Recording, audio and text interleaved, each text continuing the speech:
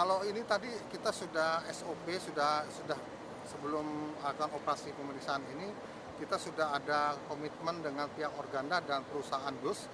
Kalau memang ada supir yang terindikasi positif ya, narkoba, maka ini supir ini akan kita lakukan pemeriksaan dan kita kembangkan dari mana barang tersebut didapat.